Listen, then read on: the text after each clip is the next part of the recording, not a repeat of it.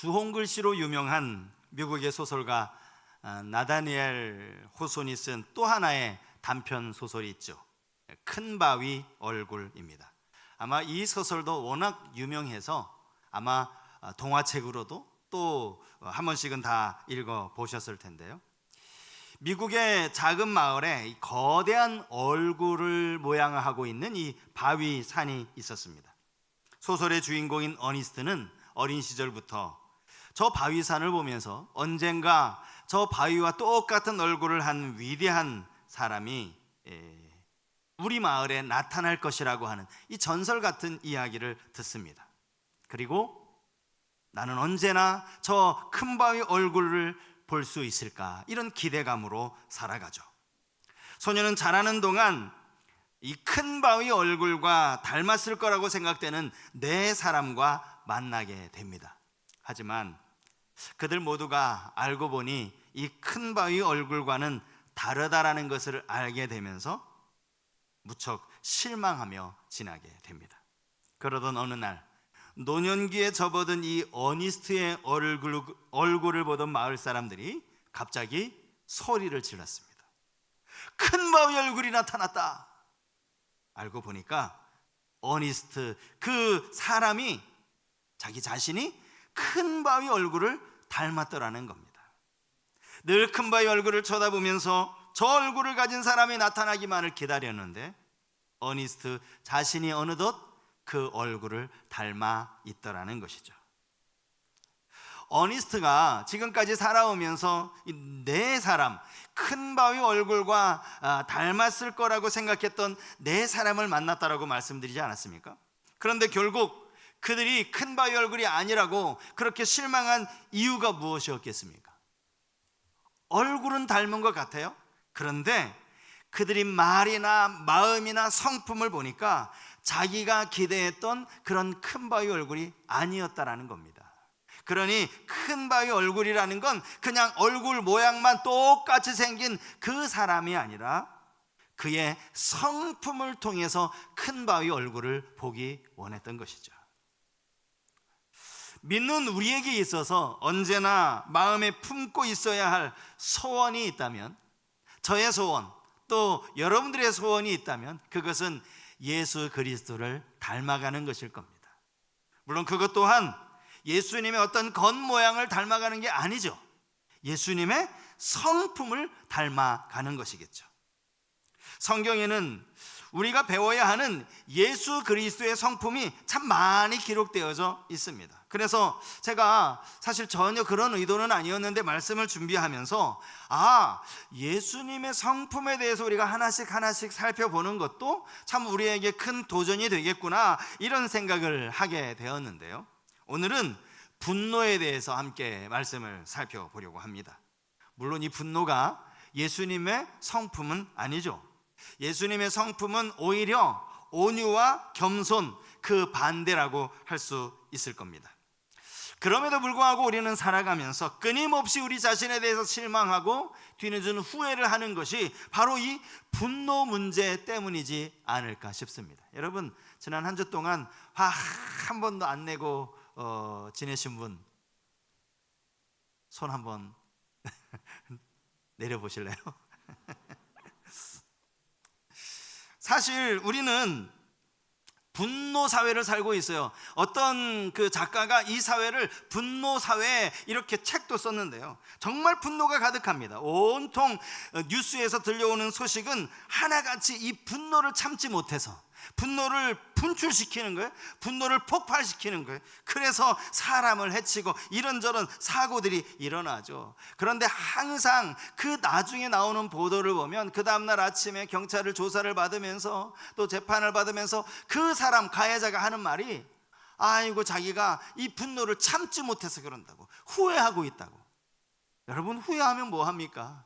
이미 터뜨려진 그 분노를 통해 어느 누군가가 피해를 입고 이미 사건은 벌어졌는데 그 뒤늦은 후회가 아무리 땅을 친들 그게 무슨 소용이 있겠느냐고요. 사실요, 분노는요, 우리 모든 사람이 가지고 있는 이 감정 중에 하나예요. 그래서 지난 한 주간 동안 난 한 번도 분노하지 않았다라는 사람들도 그렇게 많지 않을 뿐만 아니라 내가 지금까지 살아오면서 이제까지 나의 인생 중에서 나는 한 번도 화를 낸 적이 없다, 그런 분 한 분도 안 계실 거예요. 만약에 그런 분이 계시다면 그 문제가 있는 분이에요. 여러분, 사람의 기본적인 감정 네 가지, 인간이 가지고 있는 기본적인 감정 네 가지가 여러분 잘 알고 계시는 것처럼 희로애락 아닙니까? 사람이 기쁠 때가 있는가 하면 사람이 화낼 때도 있기 마련이에요. 문제는 내 안에서 일어나는 이 분노를 내가 잘 절제하느냐, 이걸 어떻게 다스리느냐, 이 문제죠. 이걸 다스리지 못해서 이걸 분출하는 사람이 있는가 하면 이걸 잘 다스리는 사람이 있다라는 겁니다. 오늘 우리가 읽은 이 본문은요, 이 다윗이 분노한 사건을 다루고 있는 말씀입니다. 오늘 본문에 나발이라고 하는 사람이 등장을 하는데 그는 꽤 부자였던 것 같습니다. 이 당시에야 뭐 요즘처럼 현금 얼마 가지고 있느냐 뭐 이런 것이 아니라 가축을 얼마나 많이 기르고 있느냐, 얼마나 많이 소유하고 있느냐, 이것이 아마 재산의 척도였을 텐데, 이 나발이라는 사람은 성경에 보니까 자그마치 그의 소유의 양이 3,000마리였다라고 나옵니다. 양만 많은 게 아니에요. 염소는 1,000마리나 있었다라고 성경이 기록하고 있죠. 당시로서는 이게 정말 엄청난 숫자라고 할 수 있습니다. 그는 정말 거부 중에 거부였을지도 모릅니다. 이 많은 가축들을 관리하려면 당연히 여러 명의 종들도 부리고 있었겠죠. 목축업을 하는 이 유목민들에게 있어서 털 깎는 날이다라는 것은요, 쉽게 말하면 농부에게 있어서 오늘 추수하는 날이다, 그와 같은 의미입니다. 그래서 이 털 깎는 날이 되면 이 털 깎느라 수고한 그 모든 품꾼들 뿐만 아니라 주위의 이웃들, 심지어 나그네들까지 다 함께 참여하도록 잔치를 벌여요. 떡을 하고요, 고기를 굽고요, 이렇게 잔치를 벌이는 거예요. 다윗이 이 소식을 들었습니다. 그래서 소년 10명을 보내서 양식을 좀 얻어오라고 그렇게 보내죠. 그의 말이 이렇습니다. 우리가 좋은 날에 왔은즉 내 손에 있는 대로 내 종들과 내 아들 다윗에게 주기를 원하노라 하더라 하라. 여러분, 다윗이 이렇게 나발에게 말할 수 있었던 이유는요, 다윗의 소년들과 나발의 하인들 사이에는 이미 오랫동안 서로 관계가 있었기 때문입니다. 관계를 맺어왔다라는 거예요. 무슨 관계냐? 나발의 하인들이 하는 말을 한번 들어보세요. 지금 나발의 하인 중에 한 사람이 이런 이야기를 하는데, 사무엘상 25장 15절 이하의 말씀입니다. 우리가 들에 있어 그들과 상종할 때에 그 사람들이 다윗의 사람들을 말하는 거예요. 다윗의 소년들을 말하는 거예요. 그 사람들이 우리를 매우 선대하였으므로 우리가 다치거나 잃은 것이 없었으니 우리가 양을 지키는 동안에 그들이 우리와 함께 있어 밤낮 우리에게 담이 되었음이라. 여러분, 3,000명 또 염소까지 4,000명의 가축을 키우려는 건, 이건 하인들만의 힘으로는 되지 않습니다. 여기 그들에게 밤낮 담이 되어 주었다라는 이 말의 의미가 뭔가 하면, 얼마든지 사나운 맹수들이 양을 집어갈 수 있고 또 양을 약탈하는 그 도적대들이 얼마든지 출몰할 수 있는데 그들로부터 아주 철저하게 막아주는 담이 되었다는 거예요. 담이. 그 역할을 누가 했다고요? 다윗의 사람들이 한 거예요. 그러니 지금 나발이 이 다윗의 소년들에게 음식을 대접하는 건, 이건 마땅한 일입니다. 마땅한 일이에요. 그런데 오늘 본문을 보시면 나발은 다윗을 모른 척해요. 뿐만 아니라 다윗을 향하여 비아냥거리기까지 합니다. 다윗을 모른 척했는데요, 정말 나발이 다윗을 몰라서 모른다고 했을까요? 절대 그렇지 않습니다. 이 당시 이스라엘 백성들 중에 다윗을 모르는 사람은 없었을 거예요. 그리고 나발이 다윗을 가리켜서 이세 아들이라고 말하는 것을 보면 다윗이 누구인지 알고 있는 거예요. 그런데 왜 모른다고 말했을까요? 심지어 나발은 이 다윗을 향하여 이런 말을 하죠. 요즘에 자기 주인에게서 억지로 떠나는 종이 많다더라. 이건 사울 편에서 다윗을 비난한 거예요. 다윗이 마치 사울을 배반한 사람인 것처럼 이렇게 비난을 하고 있는 것이죠. 그리고는 이 10명의 소년들에게 면박을 주고 그들을 빈손으로 돌려보냅니다. 다윗이 소년들의 말을 들었어요. 그리고는 400명의 자기 밑에 있는 부하들에게 다 칼차, 딱 한마디 합니다. 칼차. 그러니까 사람들이 다 칼을 찼어요. 다윗도 자기 칼을 차고 그 400명이 나발을 향해 가고 있는 거예요. 여러분, 400명이 다 칼을 차고 나발에게 가는 이유가 뭘까요? 목적이 뭐겠어요?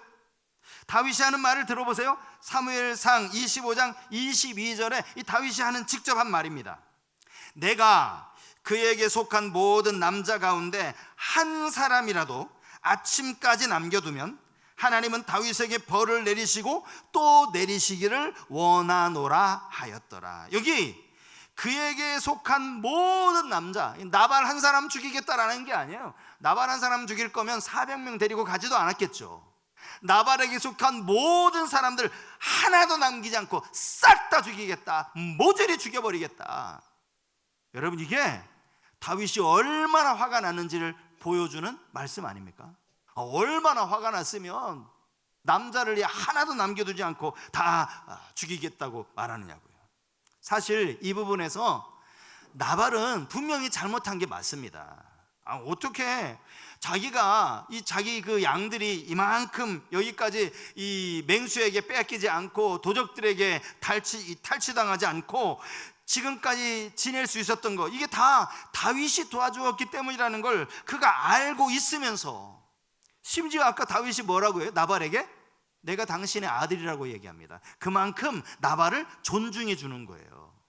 그런데 이렇게 업신여기니 화가 날 만도 하죠. 하지만 그렇다고 해서 다윗의 행동이 올바른 겁니까?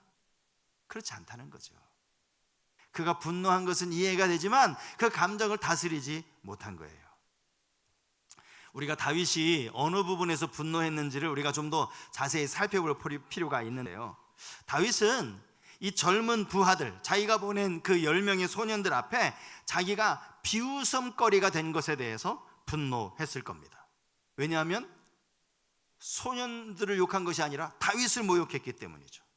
다윗을 모욕하는 말에 그는 화가 치밀어 올랐을 거예요. 자존심이 엄청나게 상했을 겁니다. 사실 우리가 사무엘상 24장에 가면요, 바로 그 앞장이죠. 24장에 가면 무슨 이야기가 나오는가 하니까 사울 왕이 그 당시 이 다윗 한 사람 죽이려고 자기의 군대, 이 왕 밑에 있는 군인들 3,000명을 거느리고 이 다윗 한 사람 죽이려고 열심히 쫓아다는 이야기가 나와요. 그러다가 사울이 속이 안 좋았는지 좀 볼일을 보려고 엔게디 동굴 안으로 들어가죠. 그런데 다윗이 그 동굴 안에 숨어 있었거든요. 다윗은 사울을 죽일 기회, 절호의 기회가 찾아온 거예요. 다윗 옆에 있던 사람들도 하나같이 말하기를, 이건 하나님이 당신에게 주신 기회입니다. 이때 죽이지 않으면 못 죽입니다. 이렇게 이야기를 했어요. 하지만 다윗은 사울의 목을 베는 것이 아니라 사울의 옷자락을 뱁니다. 그리고 나서도 그의 마음이 찔렸다라고 성경이 말씀하고 있죠.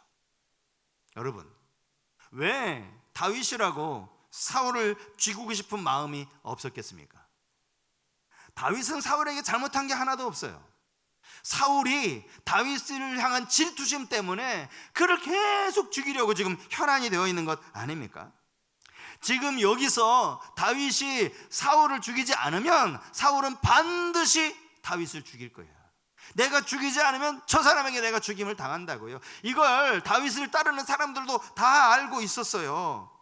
그럼에도 불구하고 그는 하나님의 기름 부음 받은 왕을 내가 어떻게 내 손으로 죽이느냐, 나는 못 죽인다 하고 죽이지 않은 거예요. 저는 어쩌면 이 일을 행하면서 다윗이요, 하나님 앞에 좀 인정받기를 원했는지도 모르겠어요. 하나님이 이런 나를 보시고 자기를 좀 높여주기를 바랬는지도 모르겠어요.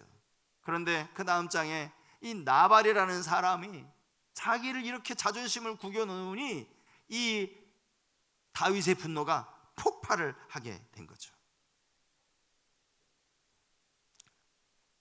주인을 억지로 떠나는 그런 종, 주인을 배반한 사악한 종이라는 이 이야기를 듣고 도무지 견딜 수가 없었던 거예요. 다윗이 인정받지 못한 것에 대한 분노도 있었죠. 사실 지금 다윗이 나발에게 사람 보낸 것은요, 구걸하기 위한 게 아니에요. 이미 앞에서도 말씀을 드렸지만 다윗이 나발을 얼마나 많이 도와줬는지 몰라요. 그의 재산을 지키는데 상당히 많이 도와줬어요. 그러면서 다윗이 소년들에게 이런 말도 전하게 해요. 무슨 말이냐? 네 소년들에게 물으면 그들이 내게 말하리라. 이게 무슨 말인가 하면, 내 말을 못 믿겠거든 당신 하인들에게 물어보라고. 당신 양을 치는 그 목동들에게 한번 물어보라고. 물어보면 그들이 다 알려줄 거라고. 우리가 당신을 얼마나 열심히 도왔는지 그들이 다 알고 있으니까 그들이 말해줄 거라고. 그런데도 나발은 이 다윗을 향하여서 어디서 왔는지도 알지도 못하는 자들, 이런 표현을 쓰고 있습니다. 도움은 받을 거 다 받아놓고 당신이 나 언제 도와줬어? 이렇게 말하는 거예요. 얼마나 화가 나는 일입니까? 어떤 심리학자는요, 말하기를 사람은 자기가 충분히 인정받지 못할 때 파괴적으로 반응하게 되어 있다, 이렇게 이야기를 했더라고요. 지금 다윗의 분노가 그야말로 파괴적인 분노 아닙니까? 혹시 인정 중독이라는 말 들어보셨는지 모르겠어요? 인정 중독. 사람은 누구에게나 인정받고 싶은 욕구가 있어요. 그걸 인정 욕구라고 말하는데, 이 중독이라는 단어를 쓴 이유는요, 타인의 인정을 받고자 하는 이 마음가짐이 너무 지나칠 때 중독이라는 말로 바꾸는 거죠. 그렇게 인정에 메말라 있는데 인정을 받지 못하잖아요. 그러면 여기에서 이제 소극적으로는 마음에 막 불안을 느낀답니다. 그리고 자기 스스로 깊은 절망감에 빠진다고 하죠. 그리고 이것이 밖으로 드러나면 이게 이제 분노라고 하는 아주 나쁜 감정으로 드러나게 된다는 거예요. 말씀을 준비하면서 이런 분노가, 이런 인정받고 싶은 욕구가 사실은 일반 사회에서도 얼마든지 존재하지만 이런 경험들이 이 교회에서는 훨씬 더 많이 있을 수 있겠다, 이런 생각이 들었어요. 뭐냐 하면 회사에서야 뭐 그렇게 열심히 하면 뭐 보너스를 준다든지 뭔가 승진을 시켜준다든지 그에 합당한 보상이 주어지는데, 여러분 교회는 그게 없잖아요. 교회 내가 시간 쪼개서 내가 봉사하고 나서 무슨 뭐 교회에서 돈 받습니까? 뭐 받습니까? 교회에서 그냥 열심히, 심지어는 내 시간, 내 에너지 뿐만 아니라 호주머니까지 털어서 그렇게 주를 위해서 섬기는 것 아닙니까? 근데 그렇게 열심히 봉사하는데 아무도 알아주지 않아요. 그러면 마음에 서운한 감정이 들 수 있어요. 인정해주지 않는 건 그렇다고 치더라고요. 그렇다고 치더라도 인정은커녕 뒤에서 수군거리는, 막 비난하는 소리를 하고 그 사람을 욕하는 소리를 하면 여러분 어떻게 되겠습니까? 정말 우리가 교회 안에서는요 진짜 조심해야 되는 게, 좀 이렇게 봉사하고 좀 헌신하면요, 여러분 그 말 한번 하는 거 어렵습니까? 사랑이라는 게 이 입술로 표현하는 건데, 그냥 뭘 사랑합니다, 사랑합니다, 이것만 사랑 표현이 아니잖아요. 아이고 집사님 수고 많으시네. 아이고 권사님 참 많이 애쓰십니다. 저에게도 여러분 좀 이 말을 제가 하고 싶은 거예요. 아이고 목사님 고생하십니다. 뭐 이 말을 좀 한번 좀 하고요. 이렇게 서로 인정을 해줘야 수고하면서도 좀 기쁘고, 뭐 그렇다고 제가 뭐 다른 걸 요구하는 게 아니잖아요. 다른 걸 바라는 게 아니잖아요. 그렇게 인정은 못할지언정 수근거리지는 말자고요. 뭐라고 수근거리지는 말자고요. 결국 이 다윗이 이것 때문에 그 안에 분노가 폭발할 수밖에 없었다는 거죠. 성경에는 다양한 분노에 대한 이야기들이 나와요. 여러분, 인류 최초의 이 살인 사건, 형제 살인, 가인이 아벨을 왜 죽였죠? 화가 나서 죽인 거예요. 화가 나서 죽인 거예요. 그것 말고도 성경에 이 분노의 이야기가 꽤 많이 나오는데, 제가 어느 부분에 있어서는요, 제 머리로 아직 제가 이 좀 인격이 수양이 좀 덜 돼서 그런지 몰라도 제 머리로 100% 이해가 안 되는 그런 사건이 있어요. 저는 그게 모세의 경우입니다. 모세. 무슨 말이냐? 여러분, 모세가 80세에 이제 그때 양을 치고 있었어요. 하나님이 모세를 부르시죠. 그런데 모세가 계속 거절합니다. 아주 완강하게 거절합니다. 모세의 고집도 대단하지만 하나님의 고집이 모세의 고집보다 훨씬 더 위에 있죠. 그래서 모세가 고집을 꺾고 하나님 말씀에 순종해서 바로를 만나러 갑니다. 그리고 마침내 이스라엘 백성들 애굽 땅 종되었던 곳에서 이끌어내죠. 그렇게 40년을 광야 생활 동안 이스라엘 백성을 인도한 인도자 모세가 가나안 땅을 코앞에 두고 그 땅에 못 들어가요. 하나님이 못 들어가게 하십니다. 마실 물이 없다고. 이 앞에도 마실 물 때문에, 양식 때문에 끊임없이 백성들은 불평을 했어요. 또 이번에도 마실 물 가지고 막 불평을 하는데, 하나님이 모세에게 저 반석을 명하여 물을 내라 이렇게 말씀을 하셨는데 모세가 너무 화가 난 거예요. 그래서 반석을 2번 땅땅 쳤어요. 그리고 났더니 하나님이 이렇게 말씀하시네요. 민수기 20장 12절 말씀이에요.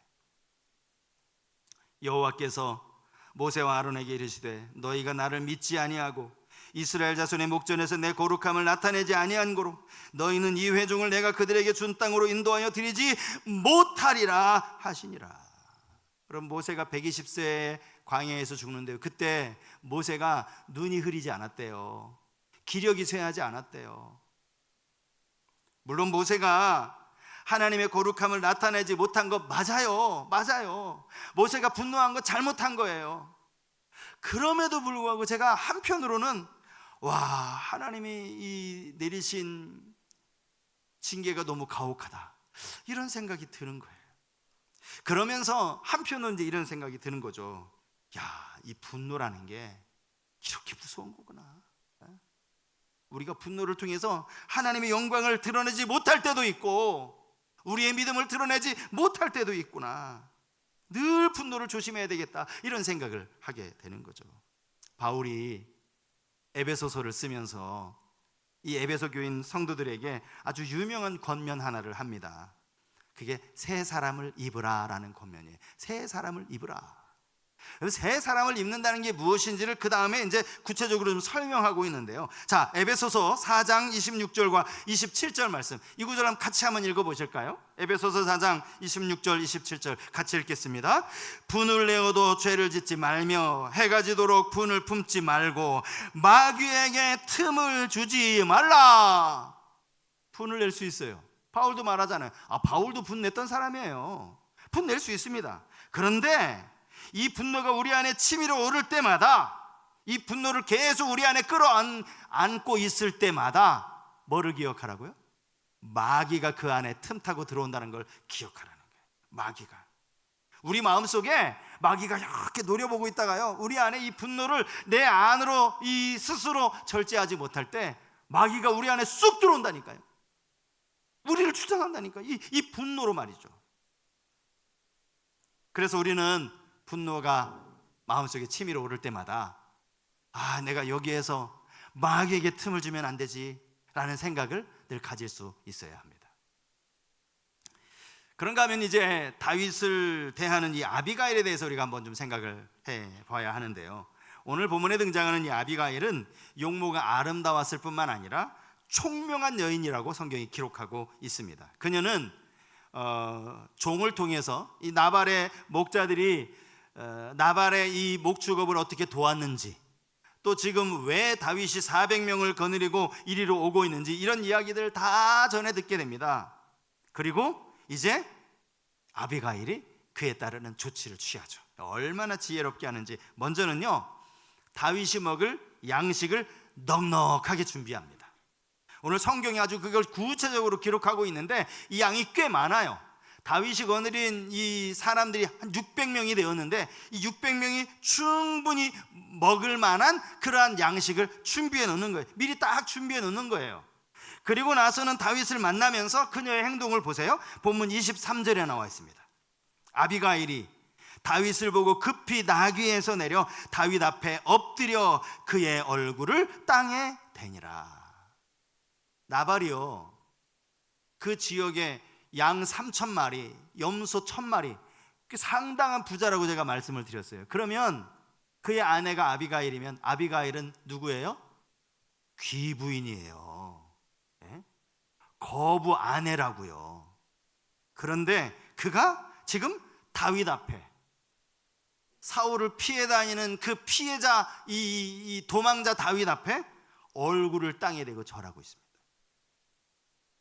그리고 그녀의 말이 얼마나 지혜로웠는지를 우리는 또 이것도 두 가지 측면에서 생각해 볼 수 있는데, 먼저는 나발의 허물을 자기의 허물로 인정을 하는 거예요. 본문 28절 말씀을 보십시오. 28절이 처음에 이렇게 시작을 해요. 주의 여종의 허물을 용서하여 주옵소서, 이렇게 시작을 합니다. 여러분, 아비가일은요, 나발, 자기 남편 나발이 무슨 짓을 했는지 전혀 알지 못했어요. 그런데 아비가일이 마치 그 나발의 허물을 자기의 허물인 양 이렇게 이야기를 하는 거예요. 그 뒤에 이야기는 이제 다윗이 왕이 될 것이라는 걸 분명하게 제시하고 있는 말이죠. 중요한 건 나발의 죄를 자신의 허물로 이야기하는 거예요. 여러분, 이 말씀을 준비하면 느헤미야가 생각났어요. 느헤미야도 마찬가지예요.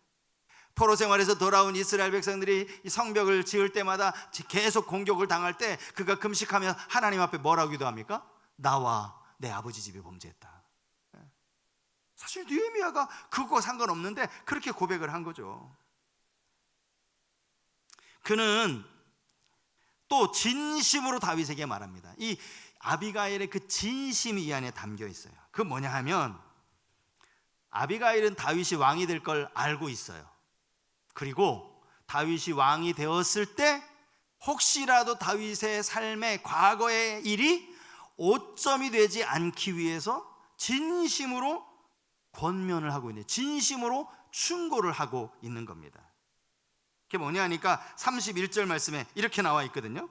내 주께서 무죄한 피를 흘리셨다든지 내 주께서 친히 보복하셨다든지 함으로 말미암아 슬퍼하실 것도 없고 내 주의 마음에 걸리는 것도 없으시리니. 이 말이 무슨 말인가 하면, 다윗이 왕이 되었는데 마을 사람들이, 이 지역 사람들, 이 마을 사람들이 이야기할 거 아니야. 저 다윗이 예전에 그 나발이 음식 안 줬다고 400명 거느리고 가지 이 마을 전체 남자들 쌍몰살시킨 사람이야.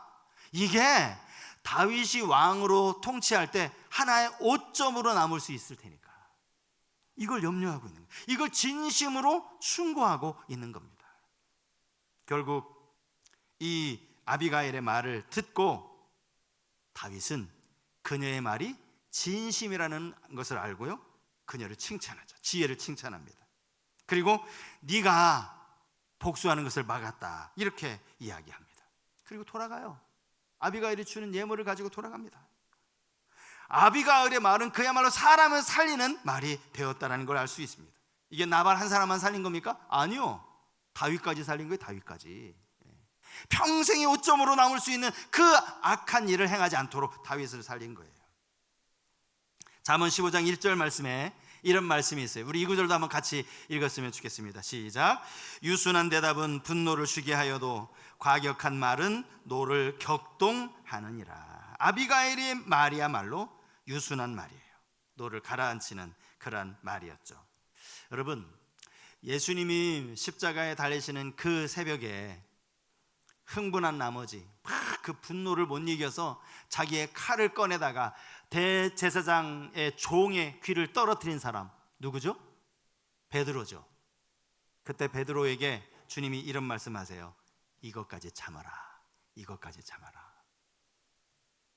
그리고는 그 떨어진 귀를 다시 붙여주시고 그를 고쳐주십니다. 여러분, 이게 무슨 의미일까요? 사실 이 상황에서 정말 화가 나셔야 할 분은 예수님이세요. 그때 가룟 유다가 군인들을 데리고 와요. 그리고 예수님께 인사하듯이 예수님께 입을 맞춥니다. 그 입 맞추는 게 예수님, 이 사람이 예수님과 잡아가라는 신호였어요. 정말 화가 나실 분은 예수님이셨다고요. 예수님은 참으셨어요. 그래서 저는 오늘 말씀의 결론은 우리가 이 예수님의 마음을 우리 안에 심어야 된다. 예수님의 마음을 우리 안에 일식시켜야 된다. 그래서 주님 마음이 우리 안에 있어야 된다. 그래야 우리가 분노를 참아낼 수 있고 예수님처럼 온유와 겸손하게 살아갈 수 있다. 이런 결론을 내렸습니다. 사랑하는 여러분, 여러분 안에 예수 그리스도의 마음이 이식되는 은혜가 있기를 축복합니다. 주님의 마음을 가지고 살아가실 수 있기를 바랍니다. 분노할 수 있어요. 예수님도 화내셨어요. 그런데 그것이 악으로 치닫지 않도록 늘 온유와 겸손함으로 주님 바라보며 살아가는 우리 귀한 성도님 다 되시기를 주님의 이름으로 축복합니다. 제가 말씀을